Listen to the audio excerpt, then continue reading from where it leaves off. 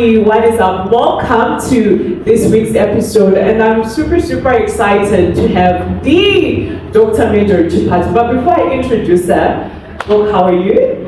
I'm fine, thank you. That's awesome. Thank you so much for being here. I'm excited to have you. But before I introduce you, like I said, I just want you to relax and just get used to this atmosphere. So here's what we're gonna do. I'm going to ask you some rapid fire questions. These are just simple questions, right? That's fine. Okay, so do you prefer summer or winter? I prefer winter. Winter. Why do you prefer winter? It's not hot. Yeah. I'm not a fan of, and also I love winter fashion. Winter fashion. Yes, You're always fashionable, but we'll talk about that later. Who's your role model? My role model. I actually Like someone, people, or someone that you just look up to? Yeah. Alright, I want to mention about my friend, Dr. Rebecca. Isn't that amazing? Isn't that amazing? Yeah, she's my role model. Oh my god, I kept it's one thing to admire someone you don't know personally, but it shows that she's actually a good person for sure. Yeah, if you were a friend amazing. who spend so much time with her, actually consider a role model. Yeah. Which means yes, I know usually among friendships, people they don't really look at each other as role models. Yeah. I would love to acknowledge her. She's you know her. I do. Yeah, she's a person of influence. Oh and my I learn a lot from her. My goodness. Yeah, apart from the friendship. Yeah. This is amazing. Because if you want to know if a pastor is actually truly a pastor, you should ask their family and friends, people that are close to them. So if my family can actually say I'm a true pastor, then I am a true pastor, no what the congregants say, Yes. which is the same as what you're actually saying. Yeah. That's awesome. So what nickname did you have growing up? Oh my God. All right. I actually had many nicknames, different phases of my life. When I was young, I used to be called Auntie Merjory. And remember when I was in high school. Yeah. Then when I went to university, I was called Miss MJ. Then from there, they decided doctor. So yeah. I acquired many nicknames. And they are quite prestigious. Just as you are. The Auntie Merjory, I don't know why they used to call me that because I don't know. You probably used to give so much advice. No! Not really, yeah. What's your favorite food? I love rice and beef. You love rice and beef. That is very boarding school life. It's actually fun because I never went to a boarding school. I was never a boarder. Yeah. Yes, but I enjoy especially beef. I enjoy beef. Yeah. That's awesome. Yes. What's your favorite color? Color. God. I love so many colors, but right now, purple is on the top. It's doing it for you. Yes. That's awesome. What's your dream car? Because I know you. Your eyes. Range Rover. Awesome. Yes. Awesome. What's your favorite hobby? Like, what do you do outside being a doctor and being a woman that's just trailblazing and doing all these great things? What's your favorite hobby? Like, what do you enjoy doing besides sleeping? Okay. I really don't know if we can say fashion is a hobby, but I actually enjoy doing that. So in my spare time, it's either I'm looking at fashionable people now they combine their outfits and also I love reading novels and not medical stuff. I mean just yes. So between a dog and a cat, which one would you get? Oh God. All right, I think I'll get a dog. You get a dog. Yes. Why would you get a dog? I think a dog is something that I don't know, a dog and the relationship between a dog and a dog can be a very good friend. Yes. It can be a good companionship. Yeah. That's amazing. Even my mom, when I asked her this question some time ago, she said, I asked her in the sense to say, if you're an animal, what animal would you want to be? And she said she would want to be a dog, and everyone was like, and then she was like, so that I can be a guide over people. Yes, dogs are pretty protective. Yes. And when they love, I personally I don't have a dog, but I've seen people who have got dogs and their relationship. You just see like, there's a love, relationship that is going on. Loyalty and everything. Dogs are loyal. Yes. That's awesome. So I think you've realized that now. All right. So I want to take this moment to introduce Dr. Merjory Chipato. And you may be wondering what kind of doctor she is. She is a medical doctor. Not only so, she is a pastor, Dr. Pastor Merjory. She is a woman of influence. She is a speaker, an author of In Charge of My Narrative. I think for me, she stands out as one of those people that are really making a great impact in our society, in this world, not just in Zimbabwe, but all over the world. Because I've seen her on many platforms, and I'm just like, okay, she is truly trailblazing. She is also a philanthropist, right? And she is the founder of WIFE, which means Woman of Influence, of Faith and Excellence. So, ladies and gentlemen, help me to welcome Dr. Merjory Chipato. Thank you so much, and thank you for having me. Thank you so much. So I want to start by asking, like, how are you? How can you describe the season that you're in? Like, how are you in relation to the season that you're working in? Okay, that's quite a very good question actually, because I've been also looking at my life right now. I think right now the season that I'm in, I feel like I'm in a bag. Yeah, I need to be honest. Yes. Yeah, after graduating, I thought that things are gonna be but I'm actually discovering that after a certain season of life, I have started a new season of life, and right now I'm working in that life, and I'm in that season. I'm yet to see where it will take me. I think it's such a reality where actually it's like a social construct where we think that you go from college, you get married, you have a good job, and then you have your kids. And sometimes it just doesn't happen that way. Yeah, like especially with my profession, after I graduated, you just think, most of the time people they think that doctors, they hear the word doctor, money, and all that. Yes. It's true in other countries, but now when you come here, Yes.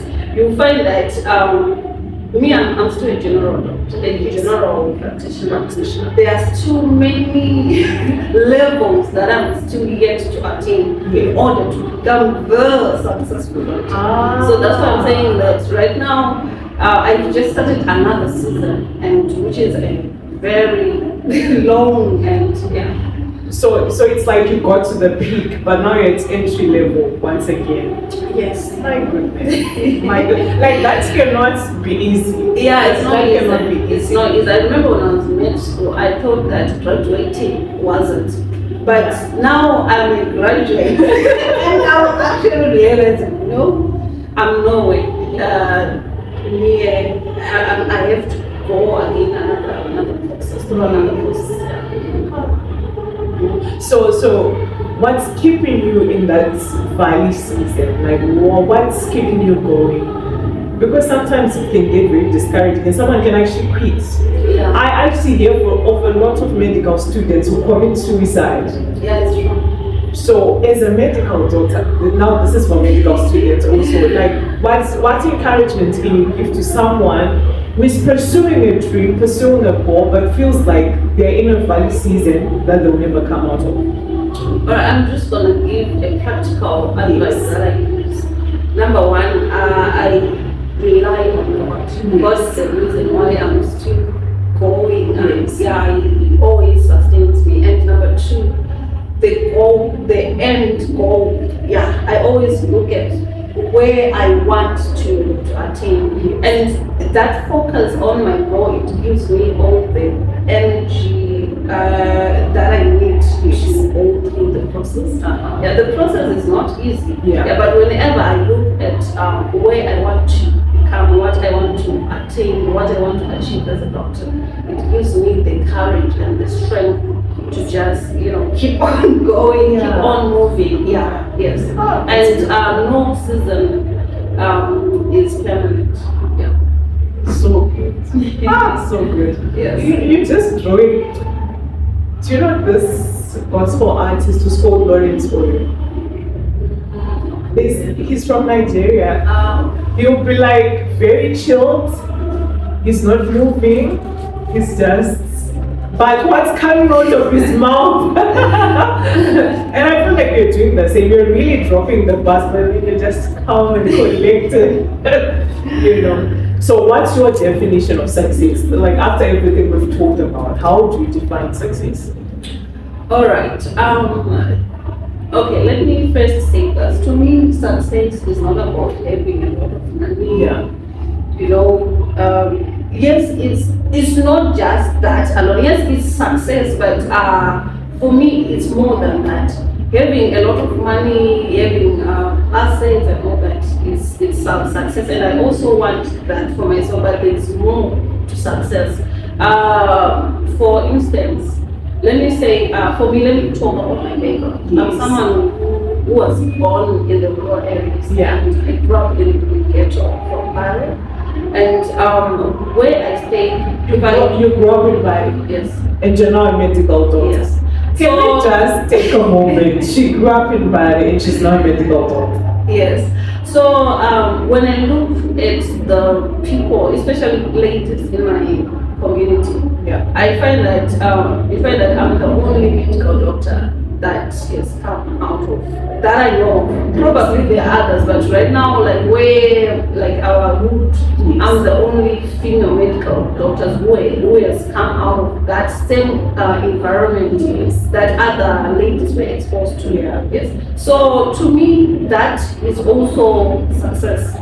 Yeah, that is also success, and success is also the impact. If the impact that you make to other people, most people they think like if you're successful when you give people money or whatever, but sometimes just being a mentor, being an encourager, just that influence that you give to the people that you surrounding you is also success. That's awesome, because I do believe like every mother in your hood right now is telling their daughter, look at her, she has done it, so you can also do it. So you do actually bring hope to people. Yeah. And that is success for sure. Yes. I love that way. So I saw you mentioned that you went to Naida Primary School on Facebook.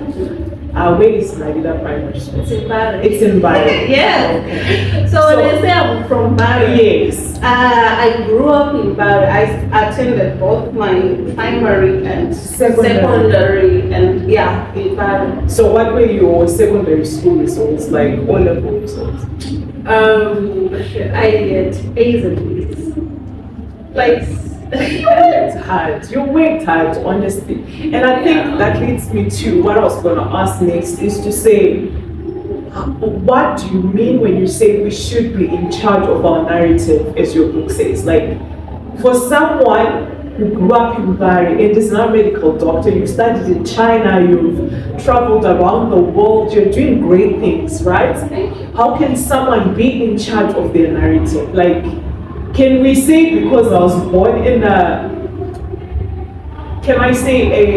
not so privileged, a not so prominent community or environment, so I can't be successful anymore because of my upbringing? How can one be in charge of their narrative? And also share your story, please. All right. What I can say is, people, where you are, where you come from, is not by choice. for me, I come from marriage. I didn't decide to be born there. Yeah, yes. But what you become or who you become is entirely up to you. Yes. Yeah. So also being born in a poor family or a rich family, it's not up to us, but who you become. So yes. So what I want to say is that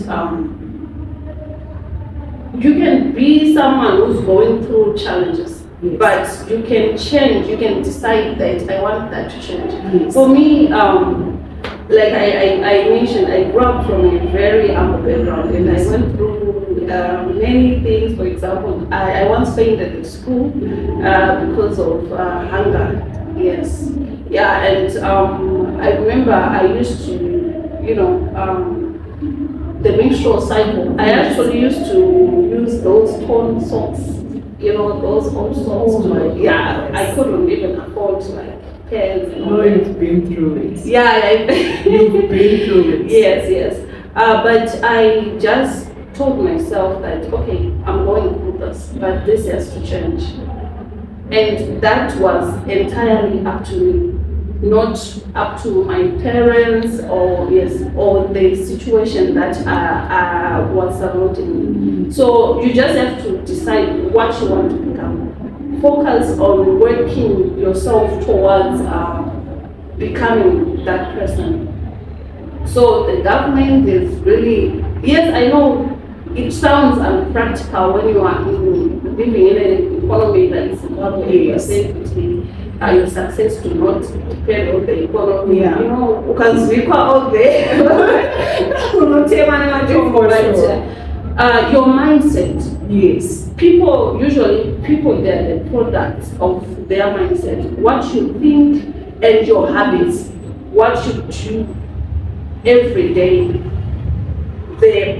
who you become is a product of your habits and your mindset. So you can actually decide, like, you know what, I'm in this situation, but I'm not going to win the situation. I have to change things. For me, I told myself that I'm going to be different. Yeah.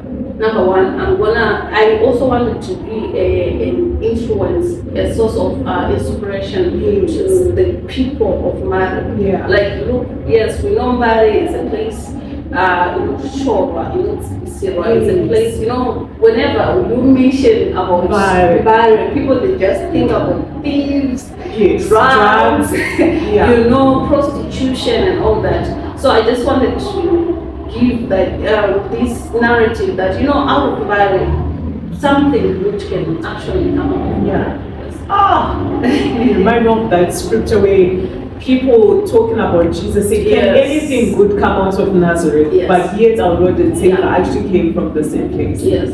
That's amazing. Yes, and I actually thank God. I can't say that it's by my strength. Yes. God allowed me.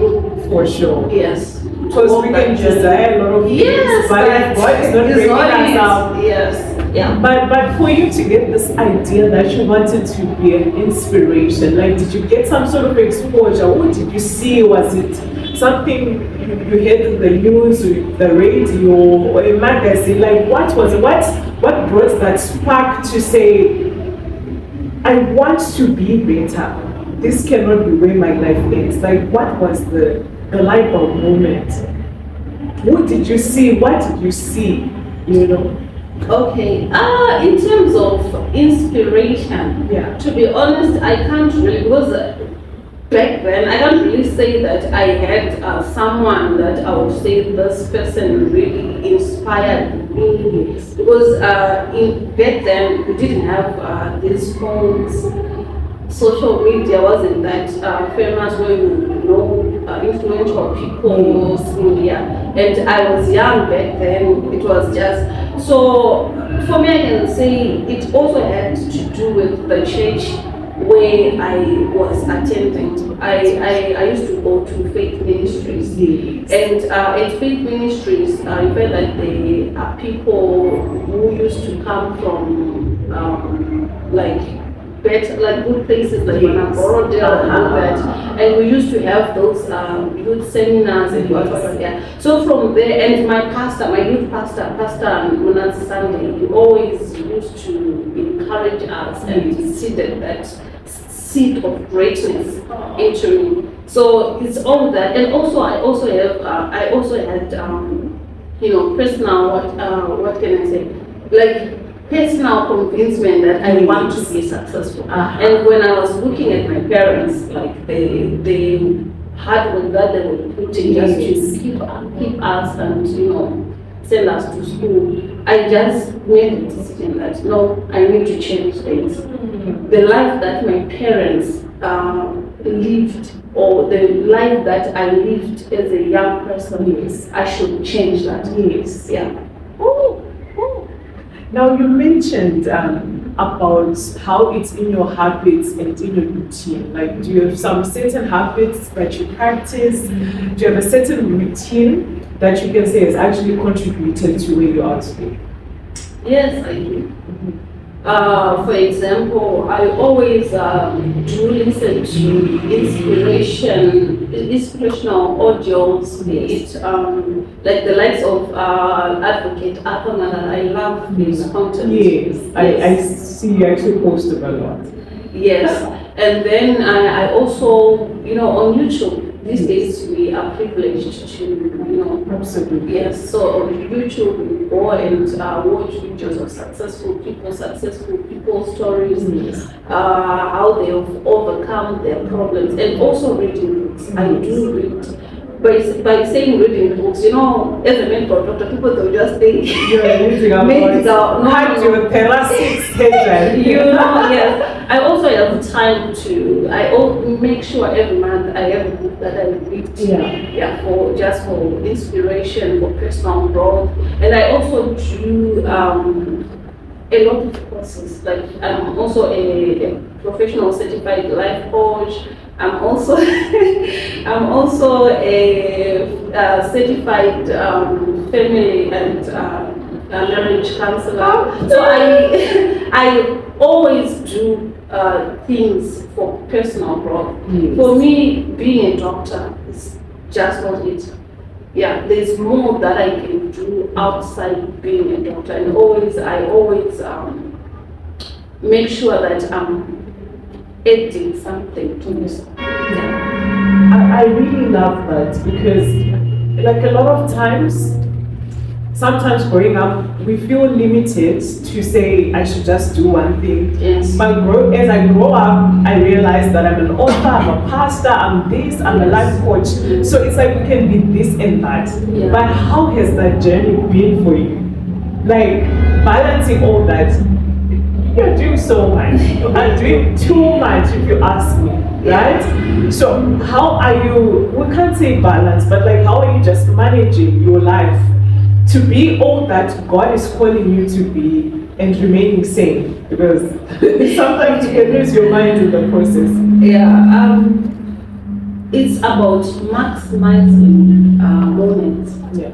For example, I'm a medical doctor. When I'm at the hospital, being a medical doctor, my patients are my priority. So you find that when I'm at the hospital, I'm doing the hospital things.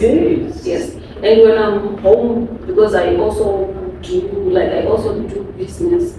So I just allocate time. Yeah. And I also have a team who helps me, like people that I allocate some things, like for example, for the foundation, I have people who help me run it and all that. Yes. So you're not doing everything by yourself? No. I want to say I believe that we are human beings, we need help. Yes. So, yeah. And we are limited in energy, we are limited in time, like actual hours of the day as human beings. And I think it's a superpower to be able to say, guys, I think God has given me this vision, but I also trust you with it. Because I think a lot of times as visionaries, like you want to keep holding on to something and you don't want to let other people in. And you say at the end of the day, for me, I believe that when God gives you a vision, it's not for you. It's for the people. Allow them to. So good. And now when we speak of time management, because as a doctor, sometimes you have night shifts, and when you come back home, maybe you want to rest. you want to do business, you also have a very, if you ask me, I think your social life is better than mine, right? No. Trust me, no, not at all. All right, but like in terms of time management, what can you say about us stewarding our time well? Like what I mentioned before is about maximizing moments. Have a schedule. Put like for example, for a day, have a schedule of Yes. things that you want to do Yeah. in a day, in a month, and so forth. For example, me during the weekdays, like not during the week, almost all the time I'm at the hospital. But I have to also, there are moments where, like, for example, coming here, I had to put that on a schedule and like compromise on some other area so that I can be here. Yes. And also you have to put extra effort. Like when I'm saying extra effort, I'm saying less hours of sleeping. Yeah, because you can't be sleeping like, yes, you have to. There are some areas of your life that you have to suffer. Yes. Yeah, and also you mentioned that I have a group social. No, You do not. yeah, because most of the time it's either I'm at work. Yeah. If I'm not at work, it's either I'm at an event like this and all that. So there are some certain sacrifices that we have to make. For example, you don't find me at restaurants just eating and all that. I don't have time to do that. Yeah. So it's about prioritizing and also making sacrifices in order to balance things. I can't really say that, everything is balanced in my life. I don't want to lie to you, I'm a human being, but I make sacrifices depending with which needs my first attention most. Yes. That's very practical, because I think we lose our minds when we are trying to maintain a balance, like your family, your job, your business is like a 20-20-20, so you're like 100%. Yeah. But I think sometimes your family can have like 80% and your job like 20%. For example, being a life coach, the last time that I actually had a session, that was like last year. Yeah. It's very practical. That's being practical, but it doesn't mean that I'm not a life coach. There are people that still come, and sometimes I help people on WhatsApp. I also have the group where I mentor people. So sometimes when I'm free, when I'm not, I invite other guests to come and do that. So you see how I juggle my life just to balance things. Yeah. You're a wise woman. You're a wise woman. Now, earlier on, we were talking about how you see Dr. Rebecca Manford, who is your best friend, as a role model. Now, generally, when we speak of adult friendships or adult female friendships in particular, right? I feel like it's going to be very challenging, where sometimes you want to be friends with people, but then you're also afraid, you are scared of the backbiting, the gossiping, the competing against each other. So, what tips or what has helped you in your friendship or all your other relations to just be able to, have those relationships that have so much integrity to such an extent that you can actually say, my friend is my role model? Yeah, that's a very good question actually. I never thought about it before. But in my friendships rather, respect. Yeah. Respect. And number two, like for example, Dr. Manford, she's a great person and I acknowledge her greatness. And I know that her being great is not a threat to me. Yes. And I'm not in competition with her or with anyone, because at the end of the day, I'm running my own race and I'm running in my own lane. If you are in your own lane, there's no traffic, there's no competition. So good. Yes. And she's a God-fearing person. Yes. And yeah, let me just say this in general about friendships. Like I think if you are to look for friendships, look for if that person is God-fearing, number one. If you respect each other, your values, yes, and yeah, that's basically that's what I can say. But how did you honestly get to this point where, was it always where you were, or you had to work towards getting to this point where you're not threatened by the people around you? For me, I think I just grew up with this. I'm someone who is not threatened by anyone's success. I actually celebrate people's success. Yeah. And because I know that when you celebrate other people's successes, one day it's your turn. It's your turn. Yes. It's your turn. Yeah. And you can never be something that you despise. That is true. Yeah.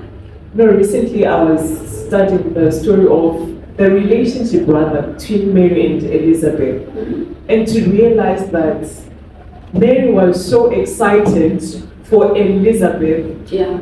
She even believed what the angel of the Lord said about Elizabeth, though Elizabeth was so old, and actually rushed to help Elizabeth during the season of pregnancy, which shows that they had a good relationship, they had a functional relationship. Yes. They were not even competing, but they were just hoping that, you know, if they can support each other, they can walk in their purpose. The mother of the Savior, the mother of the forerunner. That's right. And they can do their things well without being in conflict. Yeah, that's awesome. So, what can you say is crucial in building a personal relationship with God? Because you mentioned that if not for God, you will not be where you are, right? So, what are some practices that you do? Like, how do you study the Word of God? I know for a lot of people, it's like, you pastors always tell us to study the Word of God, you always tell us to pray, but some people don't even know how to even build that personal relationship with God. So how have you gotten to that point where, yes, you have a personal relationship with God, but you're also still able to have impacts outside of the four walls of the church? Stemming from your personal relationship, because I understand everything that you're doing is very much connected to God. So what are your personal relationship with God practices that you can also tell us, and how that has impacted you as a businesswoman, philanthropist, author, life coach? Yeah, the first thing that I can say is totally surrendering myself to God. Like allowing Him to take charge of my life, which means that in every decision that I make, or every goal, every plan that I draw, I invite Him. Yes, and also reading the Word of God. Personally, it's an everyday a routine that I do to read the Word of God, and also to our church we also have daily devotionals. So that's the first. That really helps. Yes, in the morning, that's the first thing that I do. You know, you read the Word of God. Then there are some declarations that you make, and also at night I give myself time to actually read the Bible. How I study the Bible, I go according to chapters, like books. Like if I start on this book, then I finish it, and and also I listen. I have time to listen to other preachers. Like how they share the Word of God, and meditating on the Word of God. Yes, that's really awesome. And how has your personal relationship with God impacted every other thing that you're doing? What I can say is, without God, I'm nothing. Yes. So, me being a medical doctor, is just God. Yeah. Everything that I do is just God. Me being where I am right now, being who I am, is just God. So everything is centered in God. Yes. So So when did you get saved? Like how old were you? And what was the okay. So when I was young, like my parents, they used to go to Maposto in the white yes. But I remember when I was Form 3, the church that I mentioned before, Faith Ministries, yes, yeah. We used to go there and study. Like, the place for studying. So when I come back from school, then I would go there and study. So, one day, they were having just services and all that. But there's just this moment when something happened in me, and I decided that, it's time for me to give my life to Christ. So that is I don't know it's never easy for parents. Yes. I don't know but I made up my mind and I believe that God had called me. Yeah, that's how I believe that's when I gave my life to Christ. Yes. But I thank God eventually my parents was old. They came around. Yes, and now they're also going to. I think sometimes, or they also going to Faith Ministries. No, they go, but it's a Pentecostal. Oh, they're now also Pentecostal. Yes. I think sometimes like parents want to let you go, but your behavior is actually saying no. This child should come back. But now when you're a good person, when you're doing your chores, when you're a good child, when you're an obedient child, they get to a point where they're just like, okay, she's doing okay. That one, yes, and also there are some churches. I'm not trying to talk bad about churches, but some of the churches, their doctrines, they just have wrong doctrines. For example, they believe wearing trousers is wrong. If you do that, you're a prostitute. Just putting on lipstick and all that. So whether you are a good child, if you are raised with parents who go to such churches that have those kind of doctrines, you're always going to have a conflict. That's it. So now, on a lighter note, you always dress well. Like, I mean, come on. Not only like she has a brand where she sells the most amazing suits, the most amazing clothes, and all of that. And I'm wondering, like, what inspires your fashion sense? Like, where did that desire come from? Okay, for me, I love to look good. I always love to look good. Yeah, but I must admit that there are people out there that I draw inspiration from. Yeah. For instance, my spiritual mother, Prophetess Baby Angel. Yeah, she's a fashion icon. So every time I'm just looking at her, I'm like, wow, okay. So they say like mother, like daughter, you always learn from your parents. Yes. So and about my brand, I love shoes. You too. I love heels. So when I was in China, where I was doing my university studies, China is that place where it's a business place. Yes. Yeah. So it's just an idea that came that what if I have my own brand? And looking at Zimbabwe, we actually have.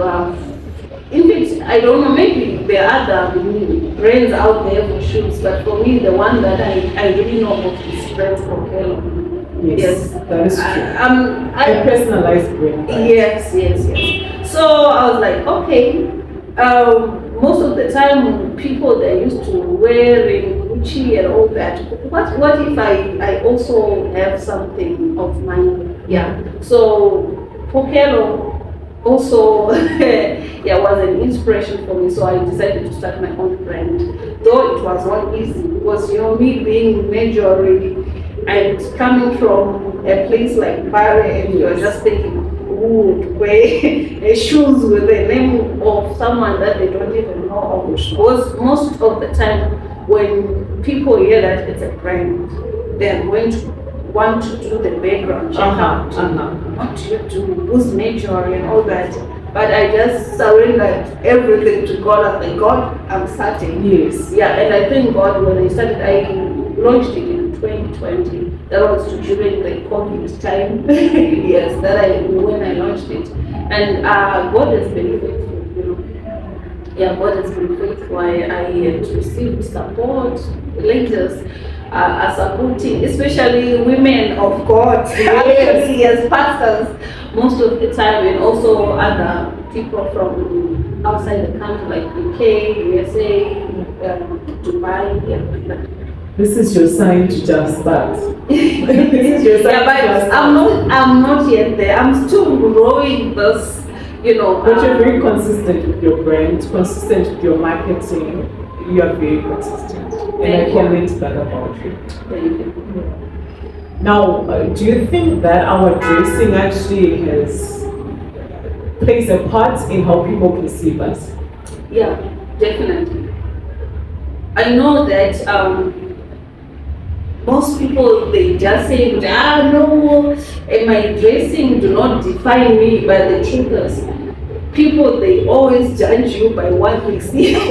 Whether you want Before you open your mouth or not. Yes, you may be a very good person, but if you just dress anyhow, yes, it's just gonna be covered up by the way that you are dressing. So I really believe that the way that you dress, the way that one dresses, really says a lot, and it's people, they judge, they draw conclusions based on how you dress.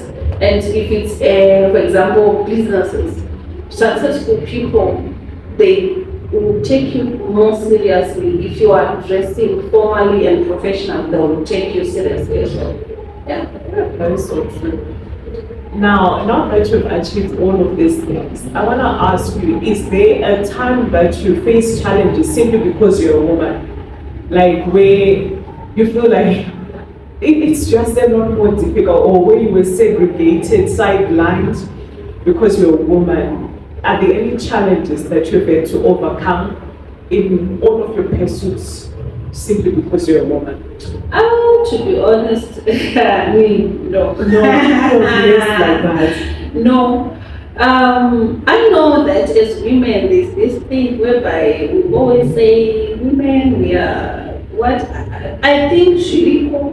But personally, I've came across that myself. You know, the people that I've met, the men that I've met, they've always been supportive to me, and I've never had to feel that I'm in any competition with men. Yeah, we always work together well and collaborating well.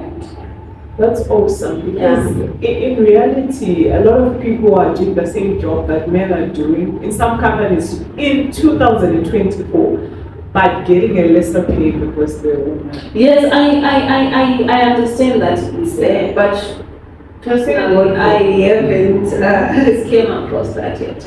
And I think. But like, what encouragement can you give to someone who's going through that? Like, they're actually putting in the work, or even better, putting in the extra hours, but somehow it's just like there's segregation, you know.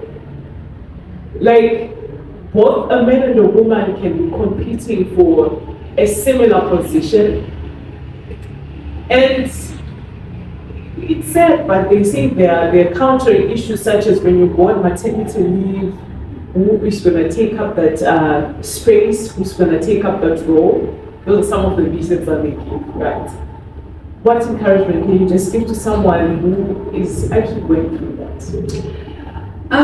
For me, what I can say is, if you are someone who's competent and excellence, you always leave an impact such that these things, they are there, but they don't really affect you. Because if you're someone who's effective in your job, your absence, for example, when you go for the maternity leave, it's gonna be felt that you know what, Merjory is not around. They are going to feel it. So what I can just say is, women, they just have to do more, as like be excellent at what you do, be good at what you don't give these people any reasons to try and segregate you, as like be competent, be excellent in everything that you do. Awesome. Yeah. Awesome. So just a fun question really. What are you looking for in your future husband? Because you constantly right, your future husband, you know. So, Yes. well, what are you looking for in your future husband? What are some characteristics that you think would complement a woman who is working in their purpose like yourself? For me, a God-fearing man. Yes, that's the first one. The man has to be God-fearing. By God-fearing, I mean put chayizo, Not just in yes, speech, but in action as well. And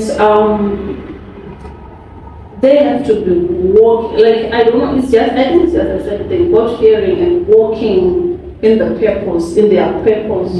Yes. And also they have to be someone who has got dreams, like a vision, a man with a vision. Yes. And I think they have to be someone who's not threatened by my success. Because I often hear these stories whereby, as a lady, when you get married and then your husband becomes so they have to be God-fearing, confident in themselves. They have to have a vision. And I believe when someone has a vision of their own, they won't be bothered by someone else's vision, because themselves, they are already their own path. Yeah. So things like education and money and all that, yes, it's good, but for me that's not the primary goal. And because I know that most of the time ladies don't like, handsome, body and all that. For me, it's not. It's all about, because at the end of the day, I'm a woman of vision, and I need someone who's gonna be supportive with my vision, and I'll be supporting their vision as well. Yeah. Woo. So great. So in reality, in my short journey in my pastoral ministry, I realized that like, the more you walk in your purpose, the more you actually work towards your vision. It's like the less men are around you in terms of pursuing you or courting you. It's very true. It's very true. So how are you dealing with that in this season? Like, how has been the season of singleness or the season of preparation for your marriage? Yes. Like, do you always feel like you're on a high, or sometimes you're just like, you know what, Lord, this is too much for me. You guys just want to throw in the towel, and some days you're like, oh, I love my singleness season. How is that been for you? For me, I'm just in a period where I'm trusting God with the right man. Yes. And I'm not giving God a timeline that, I want this man here, and because at the end of the day, God knows what's best for me. Yes. So as I'm waiting for my boss, I'm walking in my purpose. I'm serving. I'm doing whatever I can to fulfill my purpose. And as I'm doing that, I don't care about men who are intimidated by me. Yes. Because I know that God is the right man who will complement me, who will complement my vision, who will complement the person that I am, and who will not be threatened by me being a pastor, by me being a medical doctor. Yeah, because most of the time I hear some people saying, you're a medical doctor, but educated women, they are, those. But for me, I'm not bothered. If you are saying, buy, the right person will come. And, being a wife, personally, I think it doesn't have anything to do with your education or your calling or anything. There are certain values that a woman has to have. She's seen about your success or anything. And I wish if all men would look into the qualities of a wife rather than what do you what do you have or what qualifications do you have, something. That's so powerful. And I think sometimes with women we feel like there's this biological clock. And if we're in America, That's the people are freezing problem. their eggs. We are always putting ourselves under pressure, especially when you see that your friends, all of them are married and having these cute children, and now you are in a hurry. One of the things that I told myself is I'm never in a hurry, and I know I'm never late for marriage. No matter what age that I'll reach, I'm never late. When God's time is arrived, I'll get married. Yes. Yeah, it can be hard, but I think we really need to hold on to that. Yes. Because we want a situation where you're in a rush, but then yes, the same way you rushed into the marriage is the same way you will rush out of the marriage. But have you noticed that if you are walking in your purpose, you don't even see that you are late or the rushness or because you are busy focusing in your journey. Yeah. Because it's just said that most women will think that life is about being married, but God created us as individuals, and as individuals, and as an individual, there's a purpose that God created you for. So you have to find that purpose, walk in that purpose, and the right person will find you when you are walking in that purpose. Yeah. Powerful. No, you have to be like Ruth, that's what she's saying. Who was in the fields doing some work, not just seated. Yeah. And I think the greatest problem comes when you're always idle. Idleness, the devil's workplace. Yeah. You suddenly you find out you're pregnant because you were idle and you're not doing things that are aligned. So ladies should find something to do, and there's more that ladies can do outside marriage. The goal is not marriage, Marriage is it's a blessing that God has given us, but you have before being married, you have a purpose. Find that purpose. Yeah. Awesome. All right. So, what final words would you want to leave us with? Like something that you just want to talk about, that's on your heart, or that you feel the Lord is saying in this season? All right. It's just a lot of things in my mind, but I'm always passionate about ladies, especially young women. Yeah, like what I was just saying right now, that life is not just about marriage. Yeah, I don't know if it's this our Zimbabwe environment where marriage is seen as an achievement. Personally, I think marriage is a blessing, not an achievement, because it's automatic. That blessing which you get married, so you don't have to work hard to get there. Achievements, there are things like attaining a degree and all that. Yes. So now in this country, I've noticed that it seems as if more women, they are more concerned about getting married rather than and when you are someone who has other accomplishments and you are not married, the respect for you is it's not there. Yeah. So what I just want to say is there is more to life other than being married. And